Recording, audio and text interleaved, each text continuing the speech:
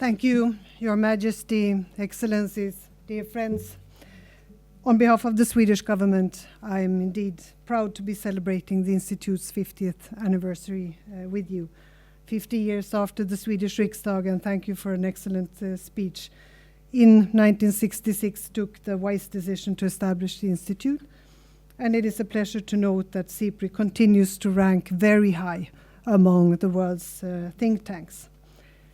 I believe that the old saying, if you want peace, prepare for war, should rather be, if you want peace, prepare for peace. And what I want to say is this: we must invest in peace. We must invest in research, in a solid knowledge base that can work as a starting point for negotiations. And of course, SIPRI's important research is essential to increasing global knowledge about peace, conflict management, and international security, including disarmament, non-proliferation, and arms control. And how could I stand here without saying something also about try women? What about women, peace, and security? Where would we be also in the fight against nuclear arms if not women had been very active? We cannot ignore half of the world's population. It will not be a sustainable peace if women are not among the signatories of peace agreements and peace deals. And unfortunately, this is still not the case. It does not come naturally, not without a fight. We have seen it in Mali, we've seen it in Libya, we see it in Syria, that we have to make sure that we fight for securing a seat around the table also for women. Because they are also not only peacemakers, they are peacekeepers to a high degree. And research and what the knowledge we have gathered demonstrate that with women at the negotiations, we will also have more options on the table.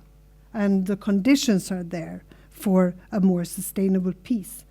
So I'm proud to be representing a feminist foreign policy and a feminist government that recognizes this, and very much of our work will continue to be to ensure that women can find a seat around the table where peace is negotiated, that their experiences and their views are also taken into account. SIPRI's research, as we've already heard, and recommendations have been used by governments to successfully limit and ban weapons and to agree on treaties. And SIPRI's impartiality has enabled it to facilitate meetings and dialogue between parties that would otherwise not have been able to talk. SIPRI was created, of course, at a time with great tensions in the world, with the Cold War at its height and armed conflicts escalating in different parts of the world. The nuclear arms race was at its peak and new nuclear powers were emerging. But the end of the 60s also brought hope when the Nuclear Non-Proliferation Treaty, the NPT, was opened for signature in 1968. And the NPT remains central to preventing further proliferation of nuclear weapons. The promise, indeed the obligation of the nuclear weapon states to disarm their arsenals remain unfulfilled, as SIPRI's yearbook can attest to.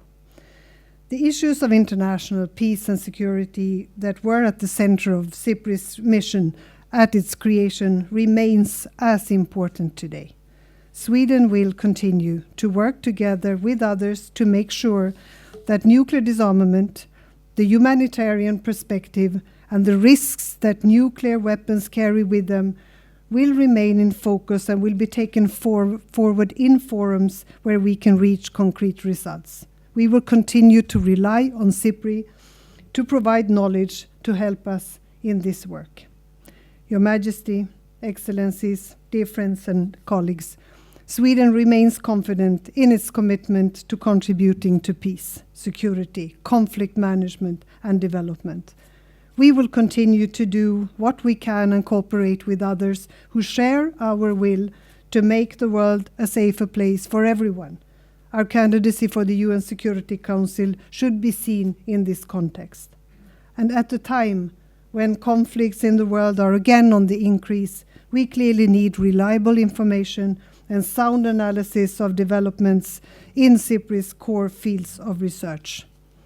We thank you for the work that you've been doing for 50 years now. We wish you successful another 50 years and every success in this endeavor for the many years to come. Thank you for inviting us.